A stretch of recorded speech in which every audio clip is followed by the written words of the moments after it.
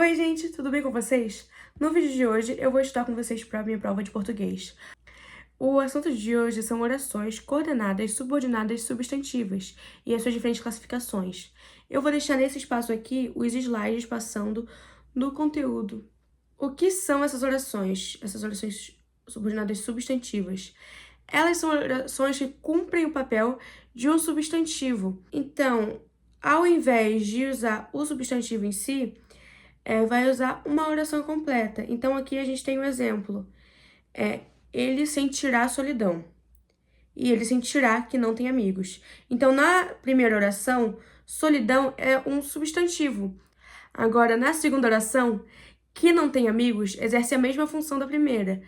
Só que é uma frase completa e não só um substantivo. Então, essa é uma oração coordenada, subordinada, substantiva. Agora, vamos para as classificações, as subdivisões. As orações subordinadas, substantivas, subjetivas têm a função de sujeito. Como que a gente vai identificar? Na maioria das vezes, nas orações subjetivas, aparece um verbo logo no começo, como no exemplo dessa que a gente está vendo aqui. É verdade que a exposição de fotos nas redes sociais não facilita a vida profissional. Então começa com é verdade. A partir do que fala que a exposição de fotos nas redes sociais não facilita a vida profissional, é a oração subordinada substantiva subjetiva. Porque a parte do é verdade é a primeira oração. E a parte do que a exposição de fotos, enfim, depois do que, é a oração subordinada. Por que subordinada? Porque ela está subordinada à primeira oração. Então, ela completa o sentido da primeira oração. A primeira oração depende dela, assim como ela depende da primeira oração. É comum que nas orações subordinadas substantivas subjetivas apareçam expressões como é necessário, é importante, é fundamental, convém, parece, porque elas geralmente começam com o verbo. Então, a primeira oração geralmente vai começar com o verbo. Orações subordinadas substantivas objetivas diretas. Qual que é a função delas? Elas exercem uma função de objeto direto. O que é o objeto direto? O objeto direto é um complemento do verbo. E por que ele é direto? Porque ele não precisa de preposição. Como que a gente identifica, né? O verbo não exige preposição. Então, para identificar, a gente pode perguntar ao verbo principal da oração. Quem ou o que. Então, aqui a gente tem explicação, né? O exemplo é: os internautas querem que suas fotos sejam aprovadas. Os internautas querem é a oração principal. Querem é o verbo e a partir de que suas fotos é a oração subordinada. Quando a gente pergunta para o verbo querem, o verbo querer, quer algo, quer alguma coisa, quer alguém. Então, não tem uma preposição ali. E isso indica que é um objeto direto. Sobre as substantivas objetivas indiretas, elas também são complementos verbais, só que elas precisam da preposição. Aqui a gente tem um exemplo. As pessoas precisam de que os outros as admiram.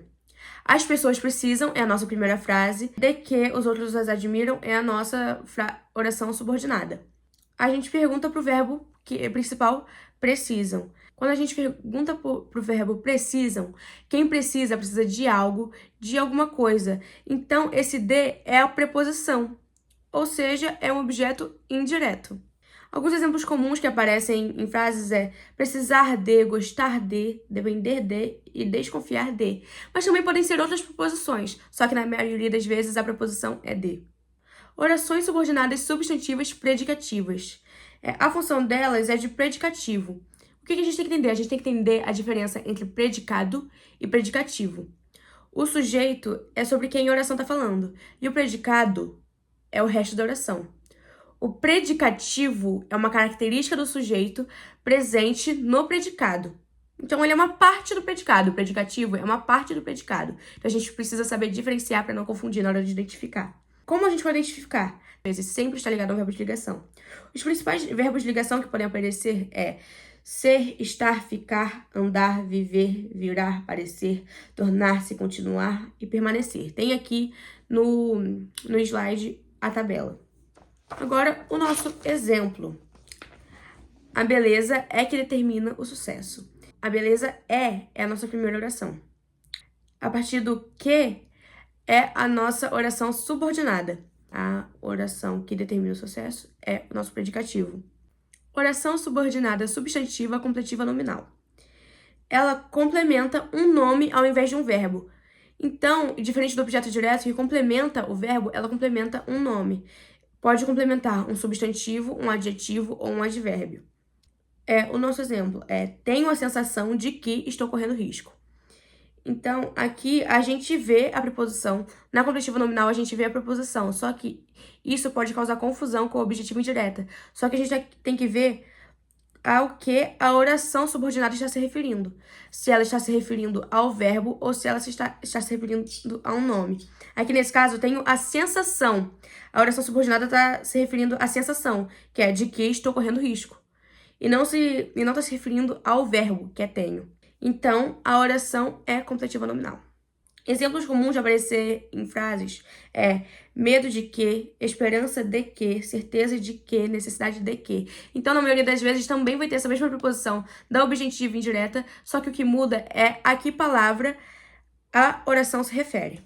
Agora, a nossa última, oração subordinada substantiva apositiva. Ela explica ou esclarece um termo da oração principal.